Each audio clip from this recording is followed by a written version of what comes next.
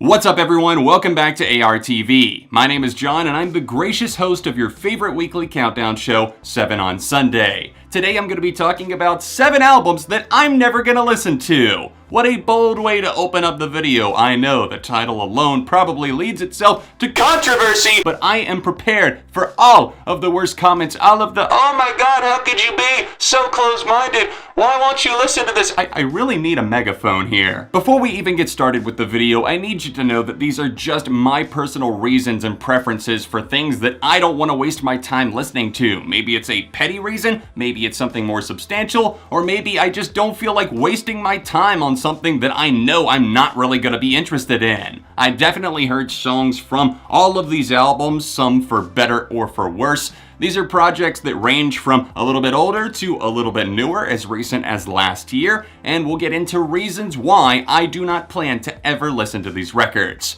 Anyways, let me know in the comments section down below, what are some albums that you just can't see yourself ever spending the time to actually listen to, and drop a like on this video while you're here. It took me a while to actually assemble this episode because, I mean, it's hard to come up with 7 albums that you never plan to listen to, because most things I'll give a chance to, but not these 7.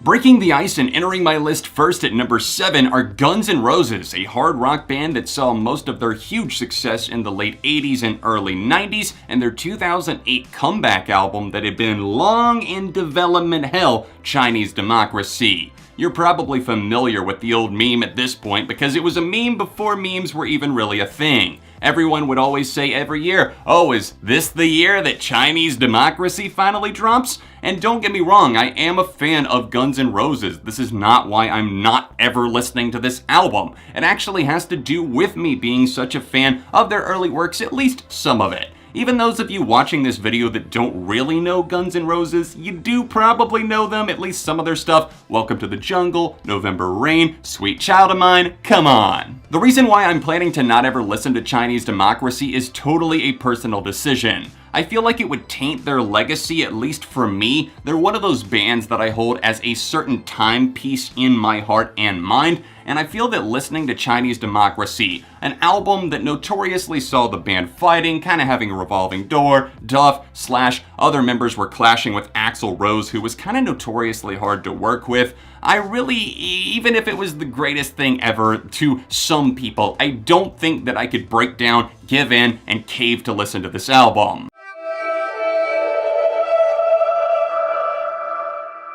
Number 6, Make America Psycho Again. It's a remix album because yes, we're gonna count remix albums too. I said albums that I'll never listen to. I didn't necessarily specify the studio albums. Fall Out Boy released American Beauty, American Psycho in early 2015, and it's a pop rock endeavor that I actually do like. It's full of catchy songs, a lot of vibrant tracks, and even though it's definitely not their best work, it's also not their worst. You know that feeling when something really bothers you and it probably shouldn't that much, but it really just gets to you? That's Make America Psycho Again for me, because Pete Wentz in particular just struts around like he's so cool with the hip-hop community. We can get everybody from 2 Chainz to Azalea Banks on a track, and I'm over here thinking, why would anyone want Azalea Banks on a track? Okay, maybe that's not fair, and maybe that's a personal vendetta that I have because I really don't like Azalea as a person, and I've never really cared for her music all that much either, but just the remix album at large, it just feels so unnecessary. Like, really? We needed a reworked version of a track with Juicy J? Did I need a rap remix of Twin Skeletons Hotel in New York City? The answer is no, absolutely not. And obviously, remix albums are a little bit easier to stay away from because they're not necessarily in the band's discography and canon. It's easily avoidable, and I'm gonna continue doing so because I would never want to jump into that hell pit fire of a lane.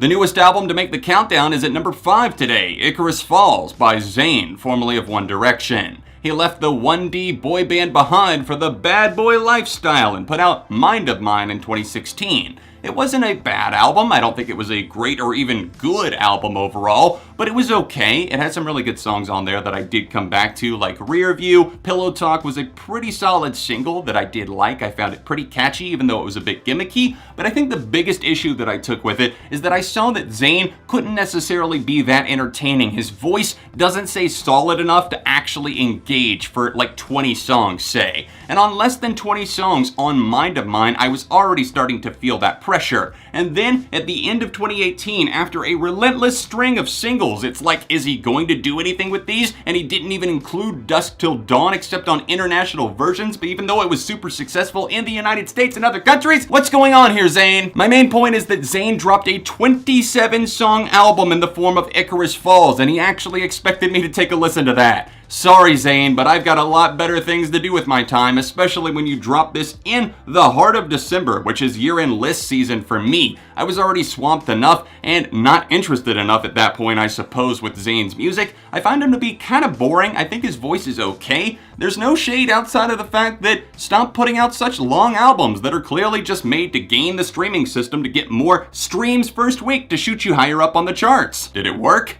I don't know, and I don't care.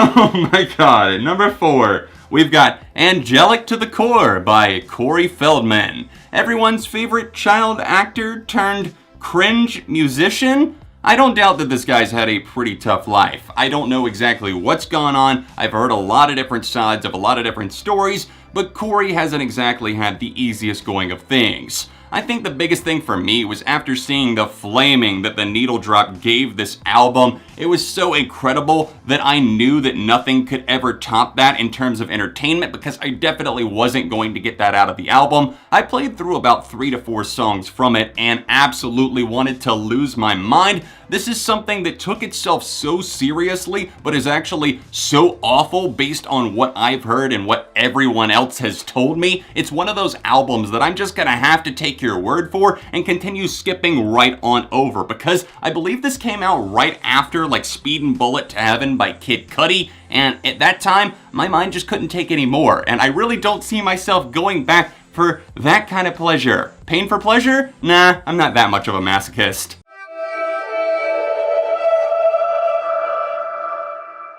Ooh, you remember this band? Blood on the Dance Floor come in at number 3 with their album Evolution that dropped in 2012. The reason why I selected this one and not, I guess, their entire discography, which could definitely go here because I've never heard one of their full lengths, praise the music gods. This is an album that I picked because it's apparently their most successful to date according to Billboard. It sold the most copies, it debuted the highest, and it's something that has the monster himself, Davey Vanity, at the heart of it all. If you're not familiar with Davey Vanity, well, take a minute to get to know him, because he's somebody that currently has been accused of sexual assault and misconduct by 21 different women. This is one of those things where it's not just a case here, a case there, and maybe we need to look into it. This is a repeated pattern of behavior that's occurred over time. And it's not just that. Not only is Davey a shitty human being and all of his other bandmates left and it's just him now, the music is so fucking terrible. Have you ever listened to a Blood on the Dance Floor song? I wouldn't blame you if you hadn't. Hopefully there's a large show of hands out there that's saying, I've never heard Blood on the Dance Floor. And maybe you're curious at this point. Maybe you want to go check it out. Don't.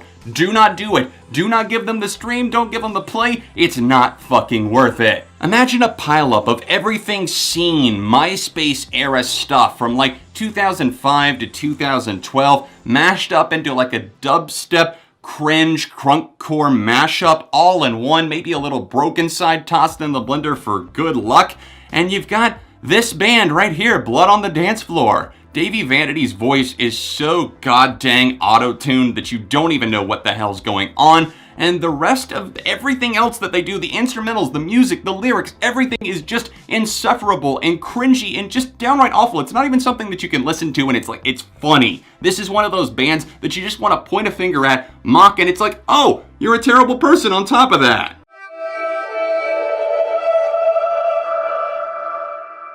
Listen, I was only about 8 years old in the year 2000. I don't know what the hell was going on in America at the time of this album's release, But at number 4, we have chocolate starfish and the hot dog flavored water that sold over 1 million copies in its first week in the United States by the band Limp Bizkit. Everything about that title and band and just the band's image in general is vomit-inducing. It's one of the worst things that you could possibly see.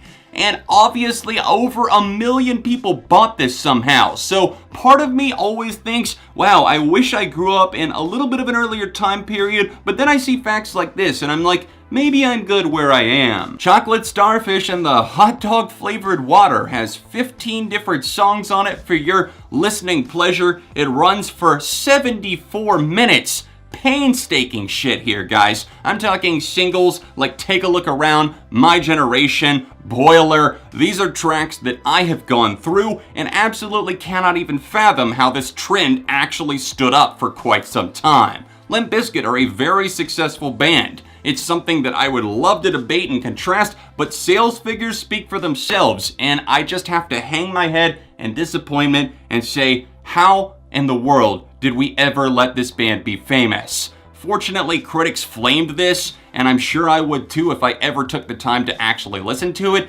but I actually do kind of respect my mental sanity somewhat, so I'm never going to do that, and I'm never probably going to go out of my way to listen to Limp Bizkit ever.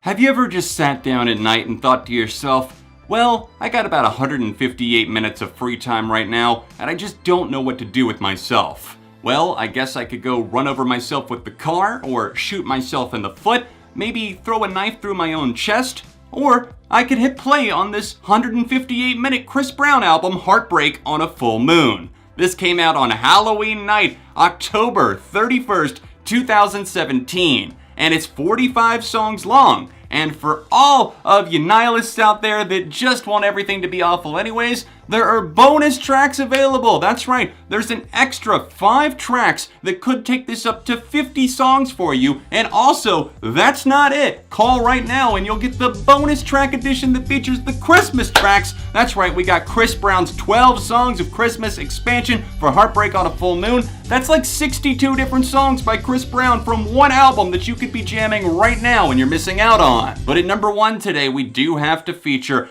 Heartbreak on a Full Moon by the R&B star. I say star reluctantly because yes, this album still saw success somehow. It absolutely gained the system in the worst way possible. It's a cheat, it's a scam, I hate it, it's so dirty and filthy, I can just feel it oozing from it. I listened to a few of the tracks like Grass is Greener from this record, and I couldn't stomach it. It's one of those things that I feel so nauseated by because the talent maybe is there for Chris Brown, but even for the diehards of Chris Brown, don't you have to admit that like 62 different songs, even 45 songs on the regular standard edition of an album is about, I don't know, 25 songs too much? Even if he wasn't a piece of shit abuser that has never rectified his wrongs or even gone out of his way to be a better person, despite all of his fans being brainwashed into thinking that he's changed somehow, he's a new man now, what has he ever done to prove that? Even if he wasn't that scumbag of a human being,